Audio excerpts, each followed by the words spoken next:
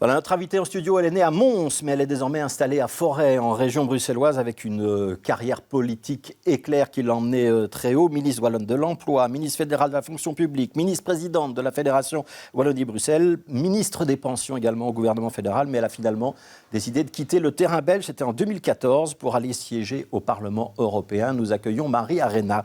Bonjour Marie Arena, bienvenue sur ce plateau. On va parler avec vous évidemment de ce qui s'est passé aujourd'hui à la Chambre et d'une manière générale de la manière dont l'Union européenne gère cette guerre en Ukraine. Je ne sais pas si vous avez entendu la déclaration de Zelensky à la Chambre aujourd'hui, mais c'était déjà exprimé devant le Parlement européen. Et il vous touche cet homme-là ou pas ?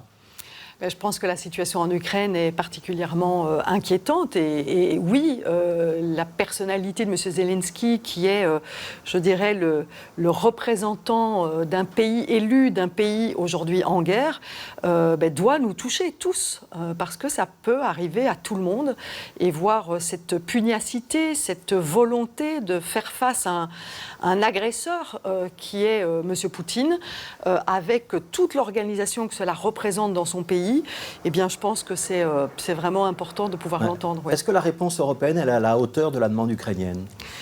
Alors la réponse de l'Union européenne, elle a été par phase. Et ce qui est important de souligner, c'est qu'il y a eu une grande unité au niveau européen, jusqu'à maintenant, sur, par exemple, les mécanismes de sanctions qui ont été pris progressivement, c'est-à-dire on n'est pas arrivé avec le coup de massue sur la question des sanctions à l'égard de la Russie. Ça aurait été dangereux si on avait fait le coup de massue ? Mais parce qu'on a toujours au niveau de l'Europe dit qu'il fallait privilégier le dialogue avec les différents acteurs.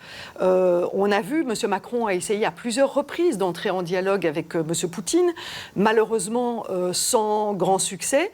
Et donc il fallait à chaque fois qu'il y avait je dirais, ce constat d'échec, avancer sur la question des sanctions. Donc c'est un escalier. Il ne fallait pas tout de suite aller au dernier palier. C'est important de le faire de cette manière-là parce qu'on doit montrer en tant qu'Européens que ce que nous voulons, nous, c'est de défendre la paix et de défendre le dialogue. Vous pouvez comprendre que ça peut passer pour une forme de couardise, lâcheté, prudence excessive ? Non, moi je pense qu'au contraire, c'est aller progressivement en fonction des réponses que l'on reçoit ou des non-réponses que l'on reçoit de la part du camp agresseur aujourd'hui en Ukraine. En même temps, on a apporté une aide sans précédent sur la protection des personnes ukrainiennes qui fuient leur pays. Je dirais sans précédent parce que c'est la première fois que l'Union européenne a activé cette directive sur la protection humanitaire des personnes. Elle n'a jamais été activée ici. Je le rappelle, c'est un mécanisme qui permet de bénéficier d'une protection sans passer par la longue procédure d'asile classique. Tout à fait. La protection est temporaire, mais elle est immédiate. C'est la première fois que cette directive existait depuis 20 ans. Elle a été activée assez rapidement parce qu'il fallait avoir, je dirais, l'unanimité des pays au niveau du Conseil pour pouvoir l'activer. Ça a été fait. Il y a des mesures qui sont mises en place pour coordonner. Il y a des livraisons d'aide humanitaire, des livraisons d'armes qui n'ont jamais existé en Europe non plus. Et donc, je pense que c'est important de voir à quel point l'Union européenne est un soutien par rapport au peuple ukrainien. Quand le président ukrainien Zelensky titille quand même un petit peu la Belgique sur le commerce du diamant, sur le passage de cargos russes par le port d'Anvers, il a raison de le faire. On devrait lui répondre positivement ? Bien sûr, il a raison, parce que souvent les pays sont venus avec des demandes d'exception par rapport à leur secteur, en particulier l'Italie est venue avec une demande d'exception sur le secteur du luxe. Les fournisseurs de yachts sont venus avec une demande d'exception sur les ventes de bateaux et les Belges sont venus avec ce type d'exception. Nous, ce que nous Pour l'instant, il y a une exception. Sur le diamant. Exactement. Nous, ce que nous voulons, c'est qu'il n'y ait pas ce type d'exception. Quand vous dites nous, c'est le groupe socialiste au Parlement européen ? Le groupe socialiste au Parlement européen ne veut pas ces exceptions. Il faut, au contraire, montrer aux oligarques russes qui, aujourd'hui, tournent autour de Poutine et sont ceux qui ont, je dirais, l'oreille de Poutine actuellement, de pouvoir montrer que les sanctions les touchent en particulier. Et c'est d'ailleurs l'objectif des sanctions, c'est de toucher les personnes les plus influentes en Russie. Notre objectif n'est pas de sanctionner la population russe, parce qu'on voit aussi qu'en Russie, il y a des personnes qui voudraient s'opposer au régime de Poutine, qui d'ailleurs quittent aujourd'hui la Russie, des journalistes qui sont aujourd'hui incarcérés.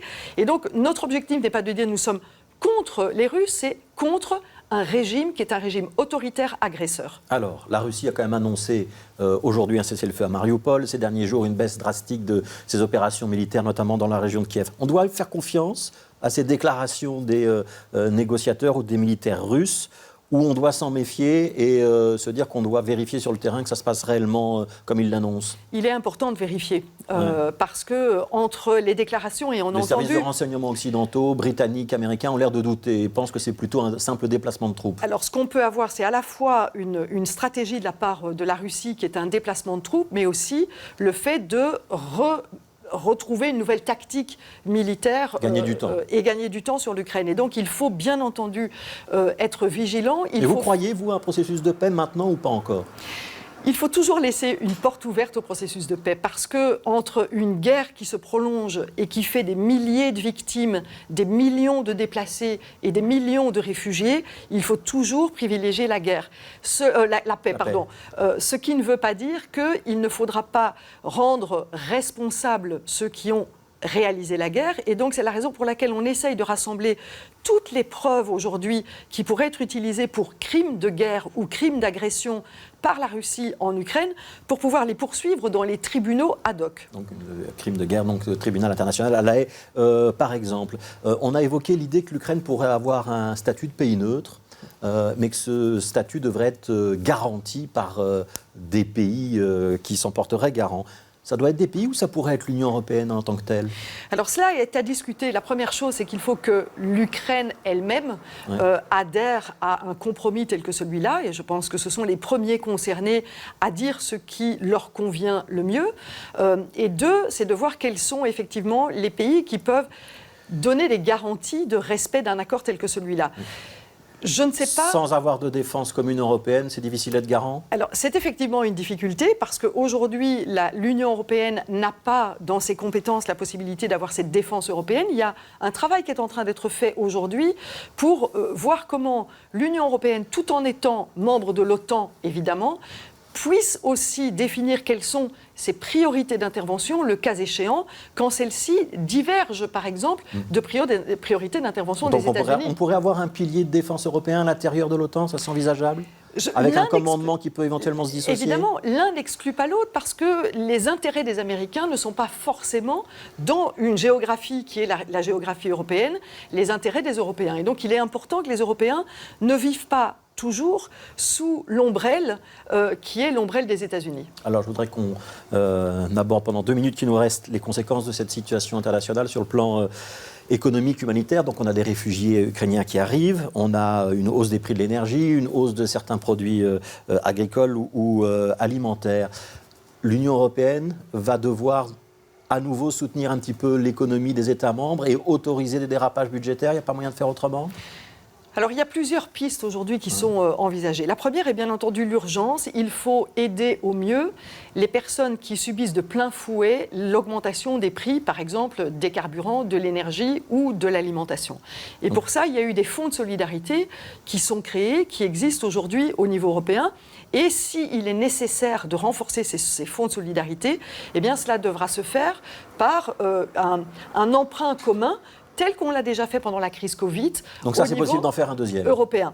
Vous savez, quand il y a la volonté politique, il y a le chemin, comme on dit.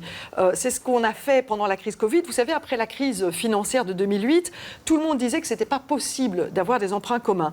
Et puis, on a eu la crise Covid et on s'est dit, finalement, la meilleure manière de faire des emprunts avec des taux les plus réduits possibles, c'est de pouvoir avoir des emprunts communs pour ne pas mettre en difficulté les pays qui, sur la place internationale de l'emprunt, ont des taux beaucoup plus importants. C'est peut-être ce qu'il faudra faire ici si cette crise est prolongée. Le retour à l'orthodoxie budgétaire, c'est pas pour cette année, c'est pas pour l'année prochaine ? Alors vous savez, moi personnellement, je ne suis pas une adepte de cette orthodoxie qui disait 3% de déficit et maximum 60% de dette. Donc pour l'instant, tout ça est élevé.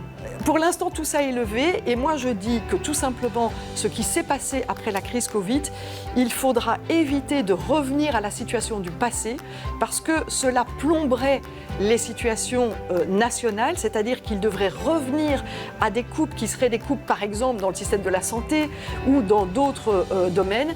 Et cela on l'a montré, beaucoup d'économistes l'ont montré, si on faisait ça, eh bien, ce serait vraiment garantir le fait que l'Europe ne soit jamais dans une croissance. Merci beaucoup, Maria Arena. Maria Arena, députée socialiste au Parlement européen.